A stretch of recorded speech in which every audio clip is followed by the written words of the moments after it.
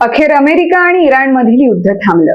जागतिक बाजारात तेलाचे दर कमी झाले असले तरीही भारतात पेट्रोल आणि डिझेलचे दर अद्यापही कमी झालेले नाहीत. सरकारी तेल कंपन्यांनी आजही इंधनाच्या दरांमध्ये कोणताही बदल केलेला नाही. म्हणजे जगभरात तेल स्वस्त झालं असलं तरीही सामान्य भारतीय ग्राहकाला त्याचा थेट फायदा मिळण्यासाठी अजून काही काळ वाट पाहावी लागू शकते.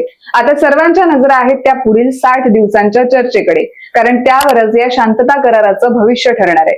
गेल्या काही महिन्यांपासून अमेरिका आणि इराण यांच्यातील तणाव शिगेला पोहोचला होता.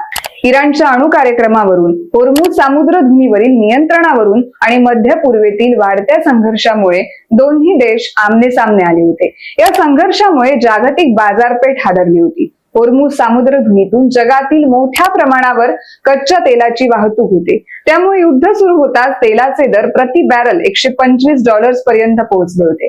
मात्र आता फ्रान्समधील व्हर्साय राजप्रासादात अमेरिका आणि इराण यांच्यात 14 कलमी अंतरिम शांतता करारावर स्वाक्षऱ्या झाल्या आहेत. या करारानुसार युद्धबंदी लागू होणार आहे.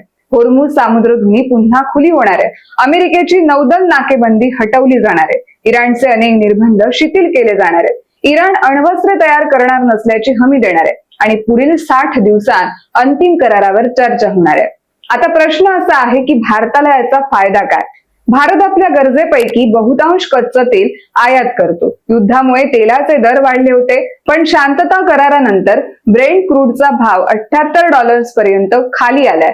याचा अर्थ भविष्यात भारताचा तेल आयात खर्च कमी होऊ शकतो, महागाईवर नियंत्रण येऊ शकतं आणि अर्थव्यवस्थेलाही मोठा दिलासा मिळू शकतो. तसंच होर्मुझ सामुद्रधुनी पुन्हा सुरू झाल्यानं भारताचा व्यापार आणि ऊर्जा पुरवठा अधिक सुरक्षित होणार आहे. एकूणच अमेरिका आणि इराण शांतता करार हा फक्त 2 देशांसाठीच नाही, तर भारतासह संपूर्ण जगासाठी दिलासादायक ठरतोय.